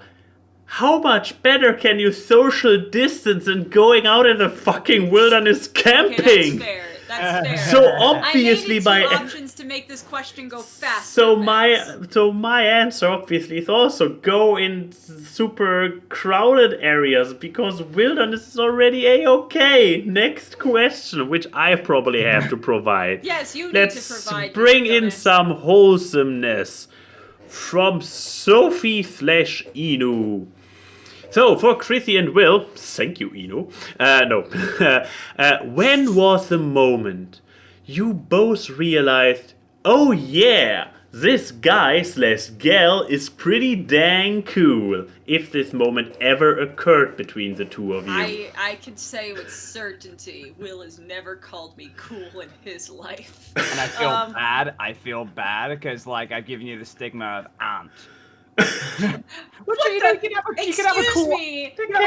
me, that's my brand. That's a cool aunt thing to do. My aunt, when I was 6 years old, she taught me "shit bugger ass or piss cock fart" as a poem. That's a cool aunt thing to do. Aunts can be cool. See, I'm a cool aunt, but no, I think the moment that I guess to word this as when we met. I met Will through Chris. We were in like a Skype call together. We hung out and everything, and we became friends. And I helped with like just randomly making like a thumbnail for his Asriel Undertale song, and then I helped with Left Behind, and then I worked for him. But we were friends before working. I think the moment that I realized, this is going to be a fun friendship, was one time Will had his camera on in a group call, but he was muted, and he has 2 screens, right? And he was staring off at one screen, and he has restless leg syndrome. So his arm is going like this, and me, Chris, and Sean were like, is he fucking jerking the gherkin in the call? For context, what I was doing was getting really into my music, and I have restless leg syndrome because I was mixing something poorly. I was like, clearly, I was mixing something, and it's just obviously just looking like this. Yeah, it looks so cool. And I had my mic muted, and I just hear in my headphone, Will! What happened? You're on camera! Well, you're jacking up. I'm like, no, what? No! What? And they're like, no, what were you doing? I had to explain. I was mixing music. I was just doing that. I was like, you have a resting face. Sean was specifically like, okay, because we thought you were masturbating. So, and when Keyframe thought he was masturbating live in a call, that was the moment where Keyframe thought, yeah, that guy is pretty dang cool. I mean, no, it was the moment of laughter that I think was funny. I mean, that says a lot. The people that I am close to or friends with, most of the time, Masturbating the calls. moments I realize this is going to last is moments of high embarrassment, either for the other person or myself. I mean, my moment with Max was when I threw up Coke all over my aunt's house. And me and Lauren's whole sisterhood started with Beetle chat rooms in DeviantArts. So that's already just a root of embarrassment. And then Brony fandom with Brett. So it's just like, it's all one big thing. But yeah. And but just yeah, to there you go. reiterate, like the moment I thought, yeah, this is a cool thing, was probably just a little bit beforehand, because I was like really open about a lot of things, especially I was a very reclusive person before I started like DAGames getting really big because of my history. I won't go into it, but like once I got in, I was like, oh my god, these cool people, this is awesome, and I just get really into it, like with all my friends and everything. And then similar thing, what signifies like a friendship is just like the embarrassing moments and the laughing moments, as opposed to like the big things. Especially because I moved over to Ireland at that point, and I was in my second apartment, but the first one was in Chloe's mom's house, and I think it was the first time Chloe ever got to see a penis, because Michael showed a bit. No, not Mike, you remember 9 Naked Men? Context matters. Yeah, do you remember the video, 9 Naked Men? Yeah. Yeah. And Chloe had, for the first time, and just cried and everything, like in the back, and we're like, obviously I still remember that, and she can probably look back and go, that was funny. Was that the same night that I showed you guys that Teenage Mutant Ninja Turtles thing where everyone was wearing like Teenage Mutant Ninja Turtle suits and was jacking off on top of a pizza? Yeah, Like that was fake it. Giant dongs. That was Yummy. I got that. I did not find that on my own time. Ross from Game Grumps showed me that. Well, showed people that, or told people to go to that. So I had to share that with other people and infect them. Lightning round. Lightning round. Lightning round. Let's go. We keep shouting this a lot in recent history. Discord question. Yes. Let's see. Okay. Art enthusiast and purveyor Prince asked, if your life was suddenly made into a musical chosen by the co-host from your left, what would be the genre of music, theme, and act structure that you hope they would create for you? Judging by the TV that I have on my left, Samsung's indie album list. I'm guessing we're going counterclockwise. So I would pick a musical for Will. Will would pick a musical for Max, and Max would pick one for me. This is going to be terrifying. So I'm just going to make this faster. I'm going to say what musical I'm going to pick for them, and blah blah blah blah blah. Because we can all say what we hope our musical would be. Yeah. I'm going to say that Will's is a jukebox musical, like Rock of Ages, so it's already established songs, but it's formed into a plot. Nice. And I'd probably, to be nice to him, I would format the story to be one of his original stories. So, like, a jukebox Iris musical, so something cool like that. Ooh. I'd have a lot of Judas. I was nice. Don't be nice to Max. There you go. Oliver Twist. Max is just Oliver Twist. I don't know you. Like, the problem is because I don't know you well enough. Like, I'd love to get to know you more, but like, I want something, something wacky, I suppose. Like, you give off that nice, like, sort of whimsical persona. So, like, what's a whimsical musical that kind of like has that? He could be like a fucking Beetlejuice or Willy Wonka or something. He has to Willy be something Wonka. nice. Yeah. Where's my? There you I go. should have my top hat at hand. At least I have my stat. Because I'm gonna be honest with Beetlejuice, you don't have the dark edge. Like, he's not like scary Beetlejuice enough. does. Yeah, you're not scary. You're like fun. Well, that's. But I can imagine Max having some Gene Wilder energy. That works. Yeah. But here's a really weird or funny part. Will, I was in a production of Oliver Twist. What? He used to do some theater. I was in a musical production of Oliver Twist. Extra? Yeah, I was a singing extra. I was part of the children's choir, and I got some solo lines. First, I predict the lore of FNAF, and now this. Like... You predict the lore of Manax. 5 Nights at Max. Fanam. There you go. Fanam. Fanam. But yeah, so a So music. now Max has to pick one for me. I pick a You've known me musical for for 6 you years, to honey. You produce. should figure this out. A musical for you to produce that I pick. A sequel. So it's not yet to be made because we need to leave you creative freedom. A sequel to the Love Show. Ooh. So you have to pick The other Vegas show that yeah, has all the exactly. Beatles songs. You have to, but you must not pick any Beatles song that's already in the Love Show. So you get to pick other, maybe more obscure Beatles song and The write B-sides. That could be the name of the musical, the B-sides, and it could be about the Cold War. Oh my God, this is awesome! You're welcome. Brain just goes. There you go. I had a moment there. Someone contact the French because that's the people who run Cirque du Soleil is just the French government. Oh, damn. But there you go. Good question, Enigma. Thank you. Twitter by Alex B, also known as Cobbed1997. For all three of you, what is something that you wish you could have learned about in your early stages of your chosen fields? Don't underprice yourself. Oh, that's a good one, especially for artists. Don't mix with a Razer speaker. Oh, that's a fact. You and have don't a whole don't use a weighted companion cube cookie jar as a stand for your camcorder. That's a very specific one, but good to know. I guess in my field, being the most boring profession as a Salesforce system administrator, know early about Trailhead, where they have a gamification of learning the craft. It's pretty amazing. You go on there and you do just quizzes and learn and you get good by doing it. It's insane. I think Brilliant. The one other thing before I move on to the next Discord question, because this is quick.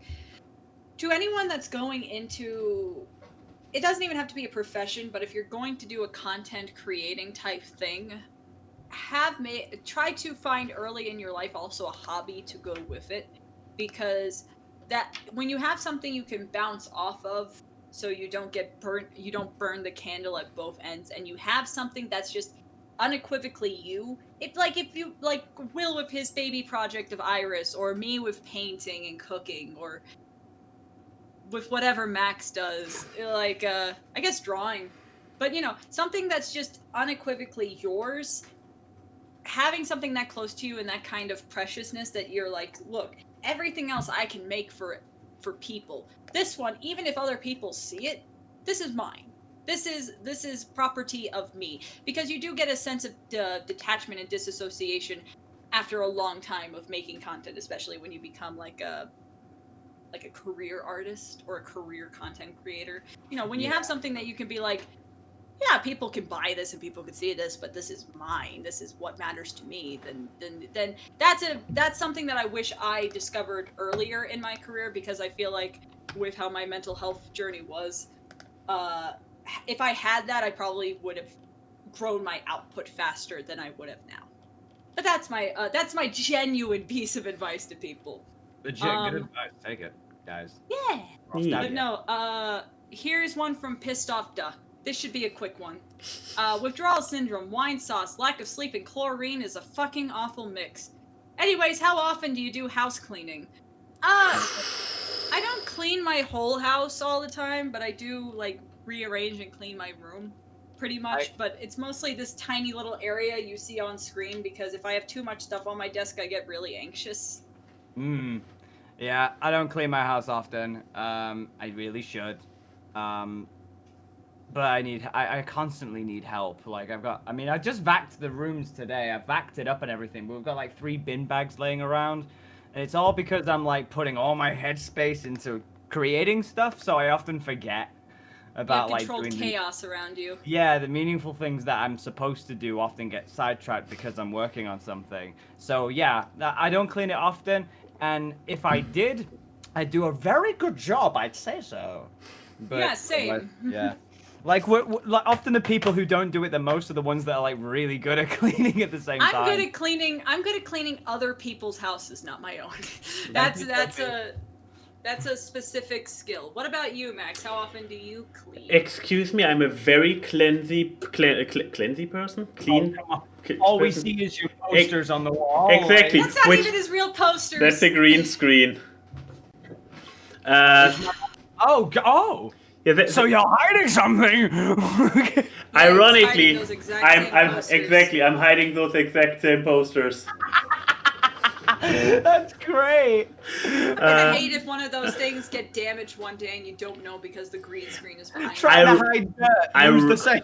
Ironically enough, it's probably better for the pictures that I don't take the green screen up and down all the time, because now they rest there and actually press to the wall through the green screen. Especially the glass one you have up there. I don't have a glass one there anymore, I believe. Wait, do you not have this? There's a glass one. You're right. This is actually here. Yeah, the one that you got from Tom. Oh, I just realized the picture is not up to date. The picture still has this original piece in the crisis mode activated. Yes. Oh my God. Tali is leaving the wall. No, the center pieces have actually changed. They have? Actually, I'm seeing that. Yeah. I need to update my background picture at some point. But yeah, actually, my answer: clean. I let you all know I'm a very clean person. I vacuum my flat at least every 3 months. Oh, you wonder why you have allergies, like I have allergies longer than that. No, but I actually. Have that. Well, I'm pretty sure you're allergic. I mean, I also don't leave the house, so I don't bring a lot of dirt in. But we realized, because summer and we have the balcony door open all day, a lot of shit comes flying, and we actually need to vacuum it's it off. It's almost like things travel through air, which should be the thing you learn from this pandemic. I know, fascinating, isn't it? But anyways, yeah, Twitter. Thank you for the question. Twitter. I think that was all the Discord questions. Oh boy. Okay, let's see. Then maybe the highlight from Twitter. Caitlin, is this how you spell it? Barrett. Caitlin? It's Caitlin. Yeah, Caitlin. Oh. Okay, Caitlin. I believe I've never seen it spelled out, and I imagine it would be spelled differently. Anyway, I've seen it with an extra I, but yeah. Anyways, Caitlin Barrett is asking for Will, but I think we all can answer it. On a scale from 1 to 10, how awkward is it when you meet a fan knowing they know more about you than you know about them? I read this beforehand and I pulled up my bulletin board and the numbers, Mason, the numbers. My Ken Sylvia. You go first, because I'm gonna need a bit to think about it. Yeah, I need that as a background as the fucking Penn Sylvia thing from It's Always Sunny, so I could just be like, Carol, I say Carol! Oh, why do I not have this as an alternate background for myself? Ah, damn it. Yeah, now I have an idea. I've had many occasions where people, I wouldn't say that they know more than me than I do, but they send. I'm gonna. They know. No, they know more about you than you know about them. Well, I mean that's obvious because the parasocial relationship between content creators and their fans is horrendously unbalanced. Yeah. Very true. I to count as overstepping while also understepping, they think they know more about you than you do. They know a lot about your persona, but not the actual person underneath. A lot of people know Keyframe, but they don't know Chrissy. And I've had that a lot where people, let me just say, you people that don't understand the difference between a character and a person have made the vendor hall a very arduous experience. Because I have so many people who treat me like crap because they treat me as the TF2 character, because people treat the TF2 character like crap. So they think that it's okay to treat me like crap. It's like that's a voice actor's paradigm all exactly, around. Exactly. But I would say the worst one was one BronyCon I was going to, it wasn't 2019, it was 2018, and I was like going to get like a drink or something, and someone was like, "Oh, Keyframe, can I give you a hug?" And I was like, "Yeah, sure, whatever." I gave them a hug, and they looked at me straight in the eye and said, "You're father's better off dead," and walked away. And I was just kind of like, what do you do? Yeah, what do you do? I just kind of stand there doing that blinking gif. I call the security. Yeah, I was just, and then I walked back to my table, and like Emily was like, "You okay?" And I was like, No, I don't think I am. Like, what the fuck? That I would say that's mine, because I don't know what's going on in their life. So I guess on the aforementioned scale of 1 to 10, we are at a 12 to 13. We're at a fucking 20, darling. But I use the reminder of like the people who know me more than I know myself. I just use them as sticky notes. So like, so they're like, oh yeah, I remember that. And I'm not ashamed of what I do. Like, whatever I am, it's like if they remind me of something. The aim in life is to be able to do stuff and be able to fall back on it and not break. So constantly, if they have to remind me of something, technically you did this, I'm just like, yeah, so. And at the end of the day, I mean, there's people who think they know me more than I know myself, and they're so wrong. Like, many people who think my life is infatuated with Bendy and FNAF and stuff is unbelievable. That is not my life. I have one shirt, and maybe a plushie and a Funko Pop. Okay, maybe a career behind it, but that's not the point. The point maybe is maybe a gold record. And like when I mentioned that, like, because just to splurge about Iris for a bit, like I made a character as part of my novel called the Goliath. It's the main character, and it's the result of all of my problems put into this character because I know it was stronger to be able to handle the things that I couldn't. Give me the placebo that I could actually move forward with it, and I did that for a while. And people started referring to me just like, wow, you must be really dark and depressed and eerie and gothic and stuff. I'm like, do I look it? I mean, especially when you turn on the snap cam. Does this look like the face of Edge to you? Yeah, sure. Wine is the drink of the goths, for sure. But like, I mean, because there's a difference in separating your artistic interpretation from the artists themselves. I mean, people do that when there's an outing on Twitter, like separate the artist from the art because, like, you know, you still like the songs, but the guy, bit of a dick. Same kind of standard and a bit of a reverse is like, I like Bendy, sure, but it's not my main thing. So, and people often accumulate that. You think those people with persona avatars would actually know what a persona is? But what about you, Max? Have you had one of those fan experiences? Not really. At least none that stuck out to me to be awkward enough to remember at this point. No, for me, I'm not sure. It might play into it that I have not this level of notoriety or or widespread awareness of me as a character or something. I'm mostly in all my incarnations, I mostly stayed very relatively true to me. Yes, I mean, I was a little bit exaggerated in my pony Sona, but mostly relatively authentic. Yeah, I know, right? And so I guess people, and at the same time, I also don't give too much. I'm very conscious about what I share about myself. So this cast is an example of how many times you're able to hide your private life. Yeah, exactly. I mean, I only started giving away where I'm living after I moved to Berlin because I'm like, Berlin is such a fucking giant city. Nobody will find me. Yeah, exactly. You know, I live in Berlin. My first name is Max. Good luck finding me. But I can't. That's the same way that I'm like, oh, I live in Birmingham. Nobody fucking visits. I live in LA County. Have Good luck. But yeah, so so my interactions with fans were most like, they don't know so much more than me. It's so the interactions stay relatively superficial, and that's why the awkwardness also stays sadly low. I mean, I live for awkwardness. Look at this show. The weird thing is, from my observation, is that the fans that are not cool, like our audience. Hey, all of those guys, all of them. You know, there's a lot of them that attach to, weirdly enough, the traits about your character that other people wrote. Thank you, Yeah. TF2 Analysis Anarchy. Thank you, no, Wattpad. Thank you, Wattpad. No, but no, it's just it just really boils down to that thing. However, I cannot think about fans and not think about that one guy that tried to find our hotel room at Nightmare Nights all those years ago.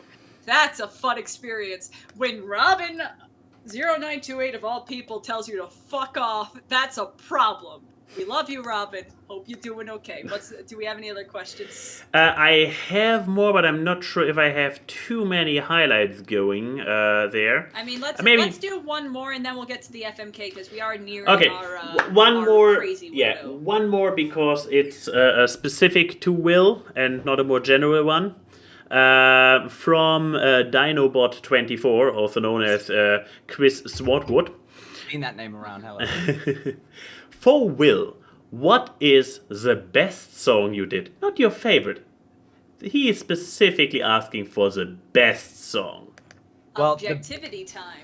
Well, the best song, because if you're not talking about favorite song, the best implies performance and scale. And there's three out of this, to be honest. Build Our Machine, which is, by all standards, we're trying to get a platinum for, because by all standards, we technically have by the RIAA, yes, we have made enough sales to get platinum. Huh. Exactly, yeah.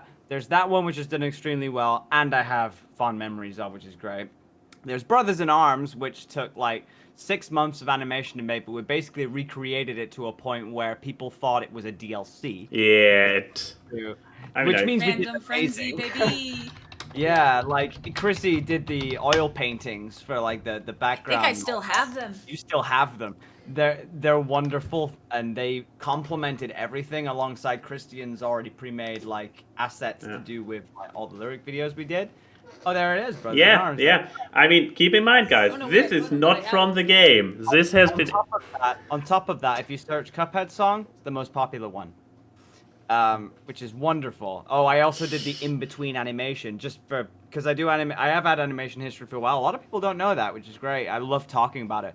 But yeah, I did the in-betweens of the puppet dabbing, which was wonderful. This was the first animation we had Made on it, wasn't it? Because Made did the. You could tell Made animated the puppet by his little fingies. This was his trial run. Like we normally have trial run sessions. And there it is. Trial run sessions are normally diving them into the deep, because my philosophy is dive them into the deep because their regular day will be less than what the bigger is. And if we see their potential, Christian's was Get Out, wasn't it? Christian's was Get Out, yeah, and he fucking annihilated that. And leading on to my next song, which Christian was heavily involved with, was You're Mine. Baldi's Basic, You're Mine. We can't play that one on Twitch. No, we can't. Which is the most 18 plus you can think of. Really? Is it on YouTube? Totally R-rated. We got away with YouTube. It's just a thing of it's rated mature. I mean, the first 2 lines is "Hi, I'm Baldi. Nice to meet you. Fuck me in the ass and call me Patricia." So you know what you're getting into. Which ended up becoming a massive meme on TikTok for a while. So what's the name of it? I put the link in the description down below. Mine. Called You're Mine. You're Mine. Okay. That's the third one, which I was at a point where I was dealing with a few tax issues, and at the point where I was kind of like, oh, I guess I'm going to have to make another Bendy song. Chris ended up playing Baldi in the call just at the right time, and I improv'd in the audio thing because I had the instrumentals already. I'm like, hi, I'm Baldi. Nice to meet you. Fuck me in the ass. And I didn't mute. So it's kind of the reverse opposite, you know, like in 2016 when I didn't mute and people thought when I muted and people thought I masturbated. I didn't mute for this time. You just talked about it. Yeah, it's just kind of funny, and I'm like, oh wait, fun. Oh yeah. So that's what that is. Because at first I was like, oh no, I don't really want to release this, and Chris and all of you were just like, now hold up. Now wait there, Buster Brown. Because you were also playing the tax card, which is like, this'll do well, and this'll do well for you. Hold a minute. Like, all right, fair. So yeah, we played it.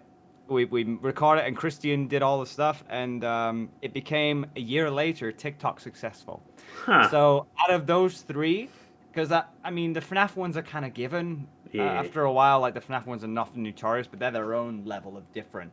Whereas our aim to be as diverse as possible, those 3 were like the big ones. So there's not really one specifically. I wish I could because they're all my babies. I can tell you which one I hate. Yes, I please. have a guess of which it is. Actually, well, yeah, it's time to die.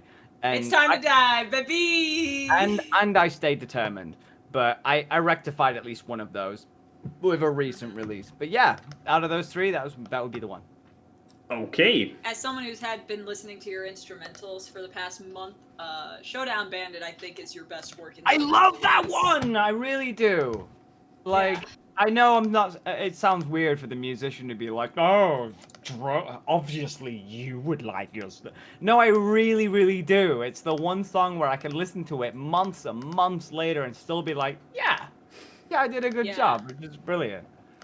Well, now we are at our part of the show that's actually new since you were last year. Wait, is the first try? No, it's we've had this for about the entire season now, but keep in mind you've been gone for 2 years. So much has changed. So long. Max got a beard, shaved off the beard, and Kate got a beard again. It's very true. I had a beard and then shaved it off. You have to get into character. There we go. I've got the beard. 2 years. How That's even? such a good beard, and I hate how good it is. Sorry. I'll take it off. How God, I even? hate that. I've gone through like 12 different hair colors, some twice. But no, we have a section called FMK, Fuck, Marry, Kill. So, to change things up, let's instead do an FMK on places that you would want to be married in, killed in, or fucked in. But it's not anywhere pleasant or pleasing. This is from Art Enthusiast and Purveyor. That is an interesting twist. I'm already interesting that it is specifically the place where it happened. That's new. I like it. Yes. So fucked in, married in, and killed in. Disastrous places climate-wise. Australia, where they have animals and bugs who can literally, lethally, they both start with L, kill you. North Pole, very cold, and Santa Claus for this FMK does exist. Why did you have to bring Santa? So that it's a valid, so that it's a valid point for place for fucking. And here's the worst one, Florida. Enough said. I kind of feel bad that these are the only venues available. Twitter, Florida man. I kind of feel bad that these are the only venues available to you, but this is an FMK after all, and I'm sure you three can pull this off in a reasonable passion. Okay. Have fun! Oh, I will! Okay, I need to go to Twitter to see those for answering. Okay, actually, just before we go on, you're pouring your wine right now. I just went through a whole wine bottle. I went through an entire decanter of tap water. Tap water, yes it is. The weak man's drunk. I have to run a show here. He has to run. He actually has to run the technical aspects. Yeah. I've been drunk on this show. Look, if I would be drunk, the show would look like this all the entire time. Wait. Yeah, but Max you're not drunk, and yet you put the spoiler alert on top. No, wait, that's actually the wrong one. Max is a sleepy drunk. He wouldn't be. He's actually the most useful. He's actually the most useless if he got drunk out of the three of us. At least I could actually do things. When I used to be drunk out at bars, I was the one to take everybody home, even though I'd have the same amount. I'm so used to drink.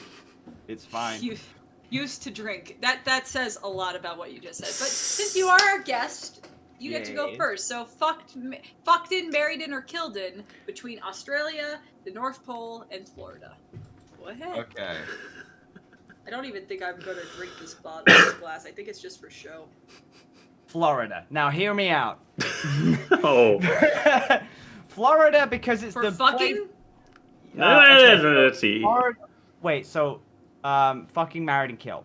In those places. Fucking in Florida. Okay. Now again, I mean Disneyland Orlando is brilliant. Disney World is brilliant, but not that. But if you fucked anywhere, it would be Florida, and nobody would make a big deal out of it. And if they did make a big deal of it because of the Florida meme, it would be joked about rather than insulted. So I'd be able to go through and take advantage of the meme formula by doing that thing in Florida. Married. Okay. Other places, North Pole, Florida, and where? Australia, with all their deadly animals. Married in Australia because I absolutely love the sunny weather. there that they happen. Yeah, there's insects, yeah, but you pesticide these places beforehand. There's the pesticides still available. And if you do it in the desert, I always imagine like a wild sort of kangaroo roster just kind of going around, like a kangaroo just, instead of muzzle tough, it'd be kind of like just kicking you in the face. Like... Happy marriage. Yeah, happy marriage, because that's what you're going to get. And then you're going to be killed in the North Be Pole. killed in the North Pole because I can't do the cold. Like, You I am live very, in England. very... How are you not used to the cold? We're Aren't a you mild Northerner? kind of cold. We're not like superiorly awful kind of cold. We're used to the cold on a sort of rainy sort of annoyance level where you kind of expect to be like, please just get colder so you can end me. But it's never gonna be that way because England's just never like that. And it's never too hot to like, please burn me, because it's always in the middle. So the North Pole would be extremely cold, and I have seasonal depression, which is kind of like, if I had the cold doesn't never get you, into your account seasonal self-will. depression, the cold is gonna make me a grumpy git anyway. So I'm probably gonna have more chance of being killed out in the North Pole because I'm probably gonna kick Santa in the nuts, and nobody likes that. So. Oh. Yeah. All So right, married so in we- Florida, so fucking in Florida, married in Australia, and killed in North Pole. Okay. Alrighty. Well, So, Max. okay, you want to again go with the leftovers? I mean, My this pleasure. would be my first time getting wine drunk and trying to figure out how to bullshit my way through whatever you leave me. So Oh, this is gonna be absolutely. interesting. Well, in this case, obviously, I will start with dying in Florida. It goes a similar route as Will's answer, because in Florida, there are some ways to die which probably do not exist anywhere else. You could probably make a similar point about Australia, but then again, everybody knows that in Australia there are deadly animals. So if you can die... get killed by Florida man in Florida. Exactly! Yeah. Florida man killed German tourist with... With Klingon sword. Yeah, with Klingon sword, or by sending army of flying crocodiles after. Oh my god. In botched What's the drug Cox deal and with Crendor short where the lady Jesus. trains squirrels to attack her Exactly, something like this. This is like, okay, Florida is a place, when you die in Florida, you will make headlines. Your deaths will be Will be forever. It will be epic. Will be forever immortalized. Ironically, the death being immortalized. Anyways, so this leaves me, or this already locks me in for my remaining answers. This means that I am going to get married on the North Pole. I mean, I like skiing.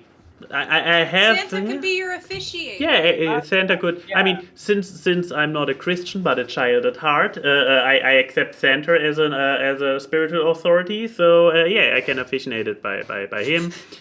Yeah, that's probably not how you pronounce it. And I'm sorry, I'm just imagining Tim Allen marrying you.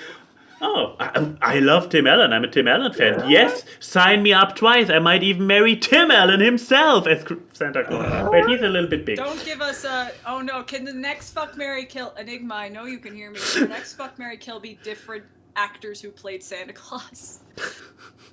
Leave this for We're gonna have a big burly fuck, marry, Why? kill next time. Why now? Not in December. Why not? Christmas in July. Why not a Christmas in July? Or why not 3 characters that Tim Allen played? Anyways, There you go. there I go. Let's have a Tim Allen cast. But yeah, and Tim Allen, you want to come on our show?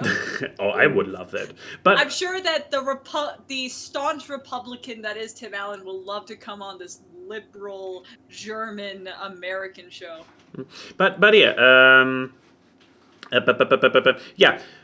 Efficient Santa Claus, and oh look, Tim Allen is here, and also I have my honeymoon. I can instantly do honeymoon in a great skiing area because the North Pole is And so then well you get known to fuck for in it. Australia. I get to fuck in Australia because baby, living dangerous. I mean, we have realized multiple times in the past that the rule of don't stick your dick in crazy. I don't play by this rule. So obviously... That just implies that you're gonna stick your dick in one of the creatures of No, Australia. no. That's just a deadly creature. That's not crazy. But doing it sticking my dick somewhere within Australia, that's pretty crazy because it's deadly. An anaconda. I'm just imagining the way to die. You could in literally that call it case. your snake as well. Hey, but the man gets... Oh God, I don't. Anyways, my turn. Yes. My turn. We are turning the page in this novel of terrible. Okay, so what are my choices now? It's August. It's Do August I need to now. Get fucked in the North Pole. Yes, I left you. You left me fucked in the North Pole. I left. Married in Florida. I and left. Killed in Yeah, Australia. I left you really uncomfortable frostbite. Married in Florida and killed in Australia. Okay, so let's start with getting killed and let's do backwards because fucked is the best part. So I'm gonna get killed in Australia. 'Cause that's just fate. It's like, well, duh. And here's the thing. There's no place that you can get the most buffet styles of ways to die than Australia. Because here's the thing. Do I want to be killed by a fire? I'll just walk out into the brush. Do I want to get killed in the ocean? I could probably just step on the millions of poisonous sea urchins that reek the ocean floor. Or a shark. Or you wanna die in a boxing match against a real kangaroo? Exactly, I could do that. Do I want to get chlamydia from a koala and play the long game? It's just yeah. Die of loneliness, because who would want to fuck that? There you go. So you know what? I will pick Australia because I am someone who can't commit to one option. So I'll pick that. Then I'm going to get married in Florida, Disney World. Yeah, actually, yeah. I mean, just saying, man. That would be nice. Put all the shit on Florida you want. I can get Oh, married in Disney World. At the wedding in the castle and the reception in the other parts. Exactly. Or I could get married at Universal Studios, get married in Hogwarts, have some butterbeer. Because in Florida's Universal Studios, they actually have alcoholic butterbeer. They do. Sophie, They do! we're going. We're going, Sophie. We're going. But so there you go. I'm gonna pick that. And you know what? If I don't like the marriage, I'll just stay there long enough that a hurricane comes by.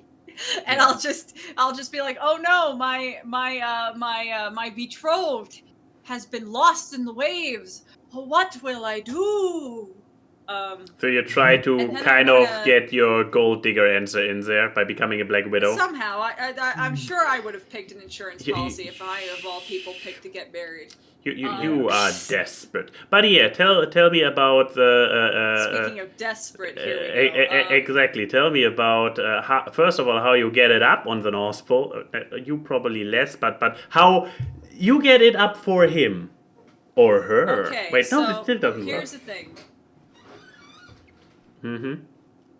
Taking the swig. We've all seen the original Tim Burton Batman, right? Yes, I've seen it. Yes. So we've seen how hot that Batman is. Yeah, surprisingly, yeah. I got a little bit like, here's the thing. Michael Keaton is also known as a snowman. Where do snowmen get formed? In the snow. You watch In the too much snow. Jack's film. So, no, it's Jack Frost, not Jack's films. No, Get it right. but you're doing the thing of jumping from one. How many need a green steps? screen so I can How many steps to connect?